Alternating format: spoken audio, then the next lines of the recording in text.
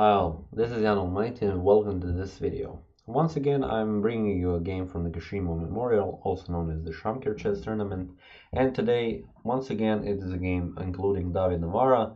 And I have trouble saying this because I don't truly believe it. The second draw king in Liren. So I already shown you a game in round 6, which was played between David Navara and Anish Giri. And I talked about Anish Giri with the title of the Draw King because, in a sense, I do believe it because the meme is going around and people are saying it because Giri essentially draws all of his games. But with Ding Liren, the meme wasn't as old as with Anish Giri. It became alive during the candidates tournament where Ding was like almost on the verge of drawing all the games in the tournament. But in the end, he was almost, so he was considered at one point to be a serious contender for the first place. Okay, Caruana won, but yeah, there was a very good chance for him to go on and win it. And this is just because he plays very good chess, and I really liked his style and how he plays, and his just ability to calculate variations is just amazing. So I would say that in a way it is once again Navara playing against the Draw King, and just keeping an eye on that note, I want to say one thing. My theory is about this tournament and about David Navara is that probably he is one of those guys who is sick and tired of listening on Twitter like people talking about Anish Giri drawing all the games and about Ding Liren drawing all the games. So to not make it suspicious, he wanted to break the meme essentially. So first he lost in round 5 against Topalov, so to not make it suspicious, and then lost in round 6 against Giri and in round 7 against Ding Liren.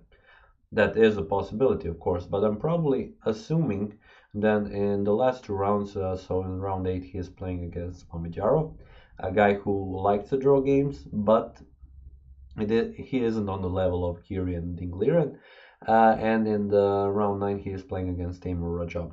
So I'm definitely sure Navara will win at least one of those games because I think he is that guy who's just sick and tired of that meme. So he just and one reason why I do believe, okay, of course I'm not really saying that, but think about it because in round 6 playing against Giri he made that really crazy bishop to c2 move, and in this round, in round 7 against Ding Liren, he also played quite an unexplainable move, something I don't really see on this level, and he lost the game. So let me just show you what happened. We see e4 and e5, knight to f3 and knight to c6, so playing the all famous, everybody loves it, Ruy Lopez, bishop to b5, a6 and bishop to a4, knight to f6, maybe going into the Berlin, maybe not, castle, but bishop to e7 by Ding. And now we see rook to e1 defending the pawn on e4 and b5, bishop to b3, castles, and now a3. So Ding starts with a3, so usually people play c3 or d3 or h3 or a4, but okay, he plays a3. Of course, probably he prepared something, but Ding just continues to play as he usually does. He plays d6 here. c3 is played, so now having a3 and c3, you can choose where you want to go, and after knight to a5, bishop to a2 was played. So that was the whole reason, and it seems that white wants to keep the bishop on this diagonal. But now c5 was played, a normal move that you would see in the main line, and after d4, just c4. And now this bishop will become a problem throughout the game, so don't really know, and definitely just by seeing it for the first time, I don't want to play this variation. Yeah, the bishop cannot go anywhere. It looks very stupid on a2, and that's the gist of it. And also c4 is allowed to play because after this capture, if you go for the queen, rook captures, you go for the e5 pawn, a knight can capture on e4. So if rook captures, then a rook to d1 is check and checkmate. So there is no threats there, and even if you don't capture, if you place knight to e5 right away, then queen to d1, rook to d1, knight to e4. So works both ways, and in the end black is better because bishop on a2. So, okay, but Navara didn't go this route. He actually played a bishop to g5. Continue with the development. h6 and bishop to h4. And now bishop to g4, pinning this knight. So, no more threats that could happen here on e5. h3, but Ding captures on f3. Queen captures on f3, and now knight to c6. The idea is you cannot push b3 because after captures, so if you push b3, captures, and capture on d4, yeah, essentially white loses a pawn.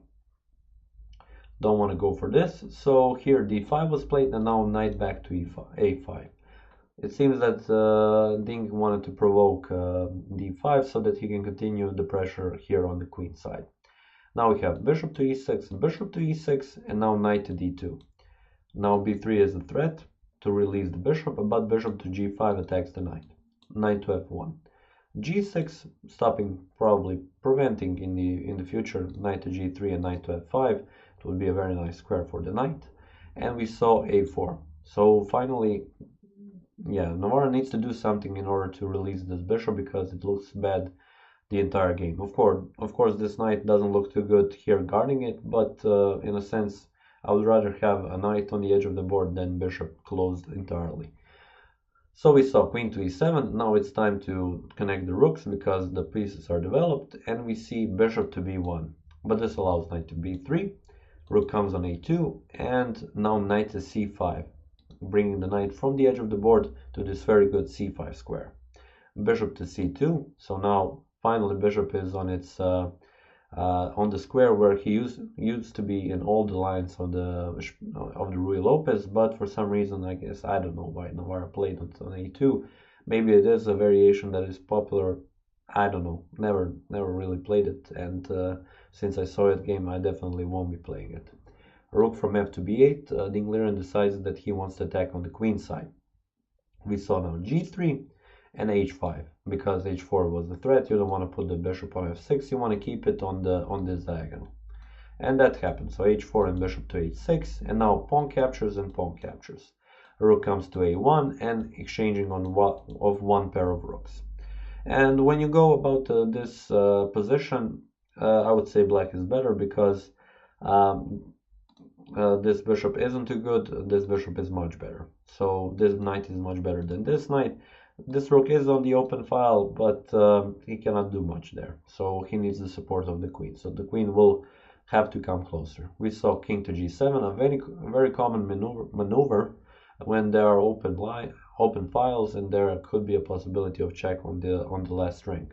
So not to allow it to happen with tempo, usually players play king to g2 or king to g7. Queen to e2, remaneuvering the queen closer to the game, and now rook to b7. Could have gone for b4, but it's a very like complicated variation. So after b4, you don't capture. For example, here, because of the threat of b3, you have to capture the pawn. Rook captures, and you're defending this pawn. But after knight to d2, you play knight to b3, because then knight to d4 is a threat, and once again, not captured with the knight, but with the bishop. And pawn captures, and now it is attacked, and you have a pawn on b2, and after, for example, bishop captures on d2, queen to c7, black is standing very good here, having this pawn threatening to come on c2 with the queen. But it isn't that easy to calculate this, so here Ding just continued calmly with rook to b7. We saw queen to e1, and now queen to c7. Bring the queen closer to the queen side, and king to g2. Now we saw queen to b6 and king to f3. So it seems that Navara wants to improve the position of his king. I don't know why he played this. Probably he thought that he couldn't find anything better here. So yeah, king to f3 for some reason. But when you look at the position, doesn't seem that white doesn't have a lot of things that he can play. Maybe queen to a1, try to attack on the a file, or rook to a1 because it looks just silly on a2. So not really sure. King to f3 was his choice, and now rook to c7. And now, like a young child which wants a draw, Navara just played king to d2. I guess he wanted to play king to f3, king to g2, and hope that the second draw king will go for the draw here. But Ding, as Giri found the best move yesterday, okay, for Giri it was pretty straightforward. Ding also finds it today. He plays b4. So finally he does it, and after pawn captures, because the threat is b3, so this is why my recommendation was one of the moves should be rook to a1 just to move it out of this silly square. Now knight to d3 was a move. And now in this position, what will you do? So the queen is attacked. You will move, either you will move the queen or will you capture the knight. If you move the queen, for example, here, then knight to c1, forking the queen and the rook, yeah, it doesn't work for white. But if you move the queen anywhere else, so on d2 you cannot because of the bishop. If you move, for example, on c3 or b1 or a1, queen to f2 comes with a check. And after that, yeah, black is just winning easily. So essentially the best move is to capture on d3. But pawn captures on d3, and what happens now? Rook plays on a1 and rook to c2, and in this position Navara resigned the game. So just like that, he played king to g2. In a couple of moves he just lost the entire game. The reason is, what can you do? You cannot play rook to c1 because of the bishop. You cannot play rook to d1 because of rook to e2. Queen has to move, queen to f2, check and checkmate. So if you play with the knight, bishop just captures. If you capture with the knight, queen captures, and pawn cannot capture because he is pinned. If you cannot play knight to d2, again attack twice. So whatever you do, for example, I don't know, queen to somewhere, okay, cannot move the queen because f2 is attacked. If you play any other move, the next move that black will play, so for example b5, is rook to e2. Now the queen has to go somewhere, and queen to f2 is threat, check and checkmate. So actually queen to e2 is the best move here. And of course this is why Navara resigned the game.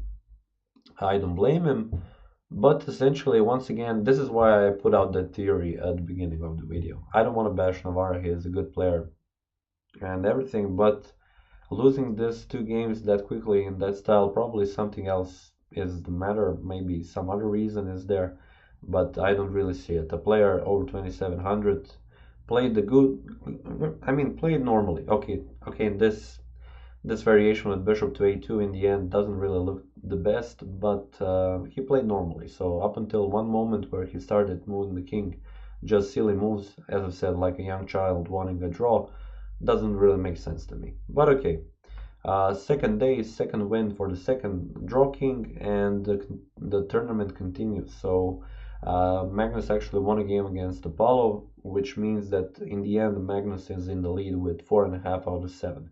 But still 2 rounds to go. Definitely a lot of things that can happen in the future, and we are still, yeah, we still need to see what will in the end happen on the Shamkir chess tournament. Okay, so this is pretty much it for this video. I would like to thank you for watching it, and I will see you next time.